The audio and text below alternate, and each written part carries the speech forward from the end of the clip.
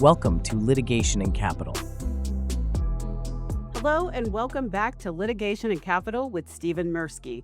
Steven is the founder of Mirsky Corporate Advisors, and in each episode, he breaks down high-stakes legal issues affecting companies like yours, those earning $10 to $100 million a year, so that you can turn complexity into leverage and protect what you've worked hard to build. I'm Shameika Rhymes, and today we're talking about what actually matters in loan documents once a default hits. Hello, Steven. Hi, Shameika. How are you today? I'm great. How about yourself? I'm doing well. Well, Steve, say a borrower defaults. How does life change for that borrower? Well, prior to a default, a borrower is going to be focusing on running his or her business. Once a default occurs, the lender or the borrower is going to be wondering how he can keep the lender off of his or her back. And the primary focus of the business is going to be not running the business, but now it's going to be how to make payments to prevent a creditor from destroying. And so how life changes for the borrower depends in large part on the ethos of the creditor. Many creditors, if they're, tier one banks, Fortune 100s, whatever, they're going to have a fairly long compliance cycle. They're going to reach out. There's going to be letters. There's going to be phone calls. In the lower mid-market space, creditors are most likely going to start using very high pressure, very sudden tactics to take control over your business. And so, you may have some time to address these, or you may have no time at all. But either way, the commonality is that once a default occurs, the borrower's main focus is going to be how to cure that default and how to cure it quickly. Well, how does a lender exercise his interest after a default? So if we're talking about a loan or a lease, the borrower has an unconditional payment obligation. What does that mean? That means that the borrower has to make these payments. And a lender is going to secure his or her interests in a variety of collateral. If I'm an equipment lessor, I'm going to secure my interest in those pieces of equipment that you're using. Right? So let's say I have a warehouse and it's full of forklifts. Well, if I'm the creditor and you don't pay your bills, I could take those forklifts. Well, if I take those forklifts, how are you going to operate your business? You need them because you're a warehouse, right?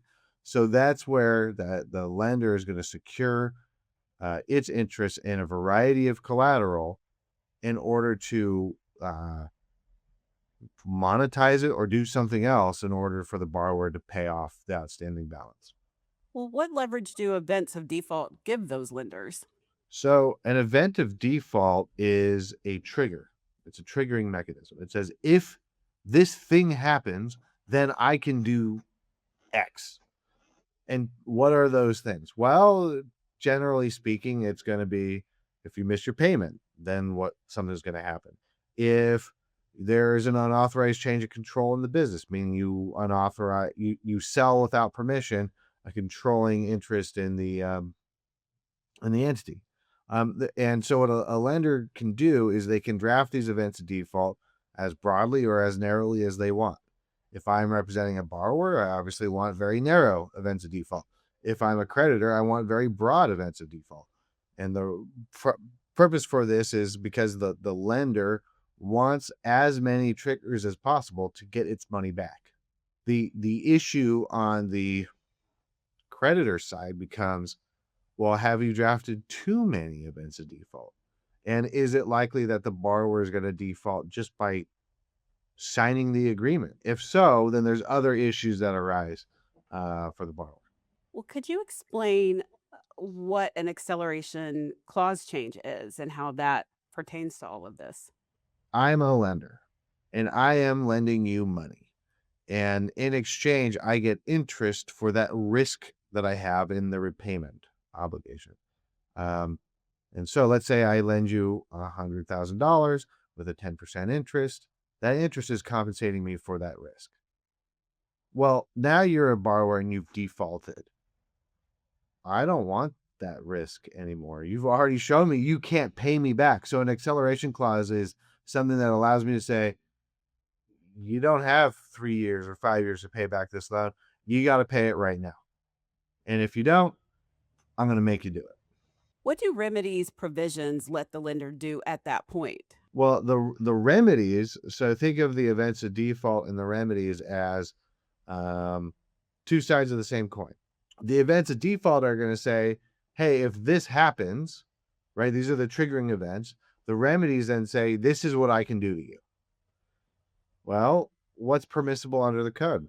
A lot of things are permissible, right? We as a society want creditors to give business access to money. We believe as a society that there should be capital markets, and as a reward to incentivize that behavior, our society makes it such that creditors have a lot of rights to recover those payments.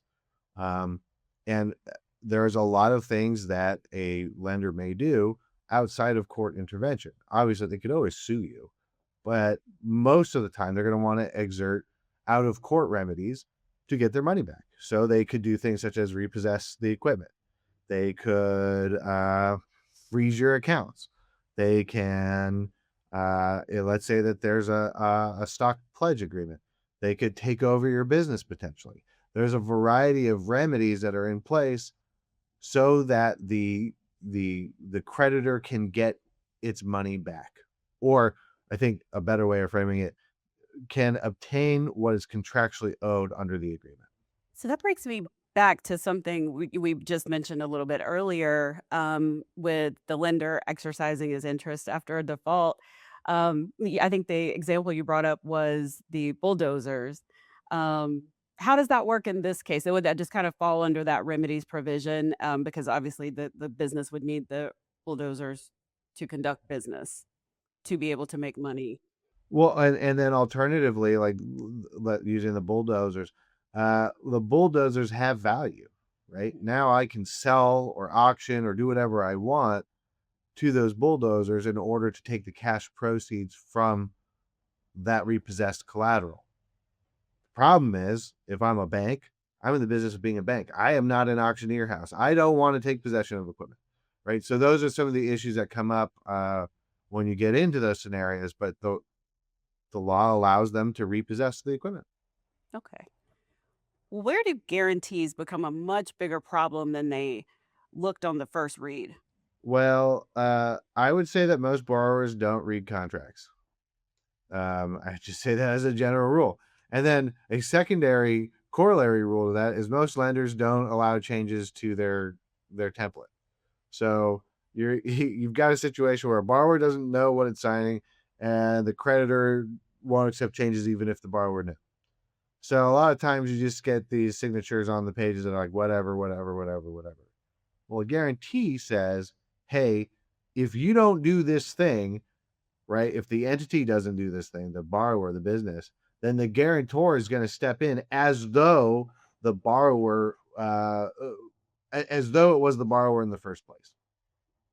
And so you're guaranteeing the obligations. You're going to make sure that whatever that obligation is, it gets done. 99.9% of the time, it's going to be, I'm going to guarantee that this payment's going to be made. Why? Because why else would you enter into a guarantee? The borrower or the creditor wants its money back, right? Or wants what is contractually owed under the agreement. Mm-hmm. So the purpose of the guarantee is to enforce that obligation. Now, I find that oftentimes business owners have very rosy perceptions of reality, right? We want optimists to be entrepreneurs. And I think you have to be an optimist to be an entrepreneur, but perhaps sometimes you're a little bit too ambitious as to what you can afford. So oftentimes you'll see a borrower entering into an agreement where maybe the assumptions were a stretch or somewhat realistic at the beginning, but 1, 2, 3, 4 years into the deal, you're starting to see where the assumptions are at their breaking point. And so that's where the guarantees become a bigger headache. They also are a bigger headache because it, as it relates to bankruptcy protection, let's say that the borrower doesn't have money to make the obligations. It could always file Chapter 11, Chapter 7. But if you have a guarantee, even if the entity files, the guarantor still has to make the money or still has to make those payments. So it's another way to get your hook into the borrower to ensure that obligations will be made timely. So what I took from this also is read the contracts, read everything. And if it looks a little screwy, don't say I'll hire an attorney later. Hire an attorney up front. What is a cross default provision and how can it make a bad situation worse? So let's say, depending on the type well, lenders want to decrease origination costs, right? It's expensive to find a new borrower, to underwrite them, etc. And so, from a perspective of a creditor, you want to find a borrower that's going to want repeat business, right? You always want repeat business. And so, and it doesn't need to be that the borrower is in a bad credit condition that needs the borrowing. It's just they have different CapEx needs or OpEx needs that come up. And so there's different rationales for a financing.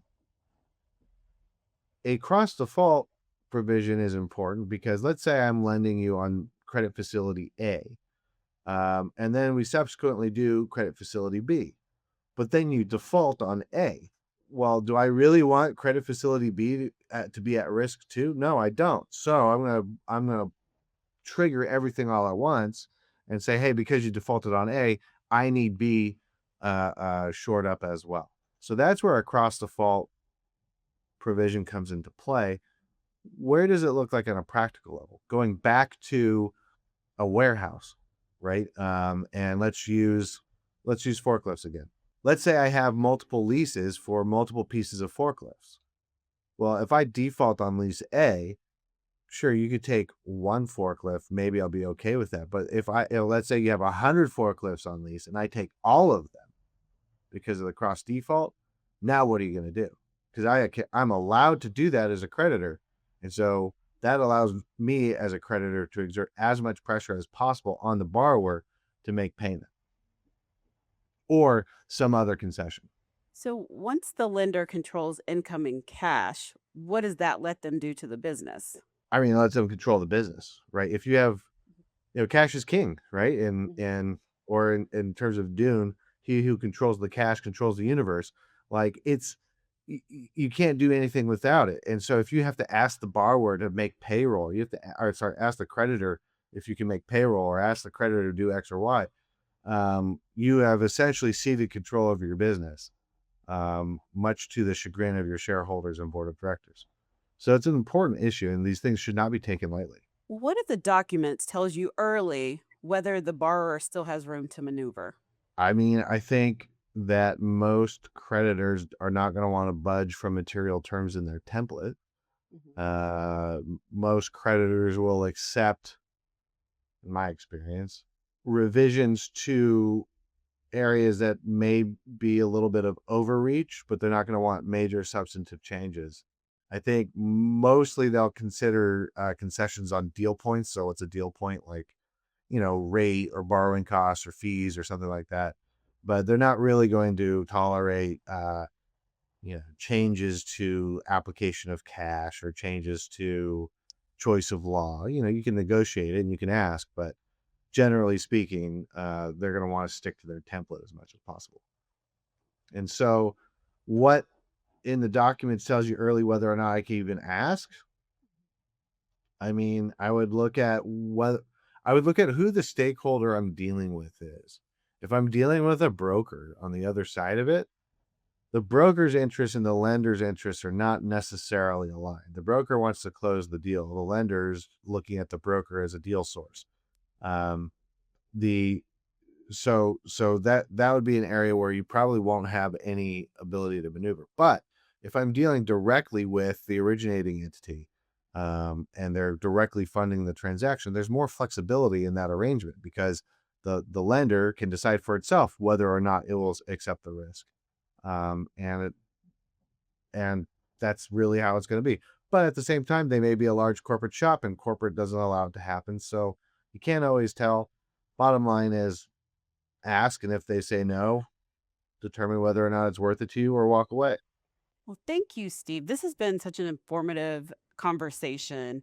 What I learned today was read, and it doesn't hurt to ask, right? So, thank you again for giving such amazing knowledge about this topic. My pleasure, Shameika. Well, that's it for today's episode of Litigation and Capital with Steven Mirsky. If you're dealing with a complex financing issue, a default situation, or you want to understand how your agreements actually function under pressure, visit MirskyCorporateAdvisors.com to learn more.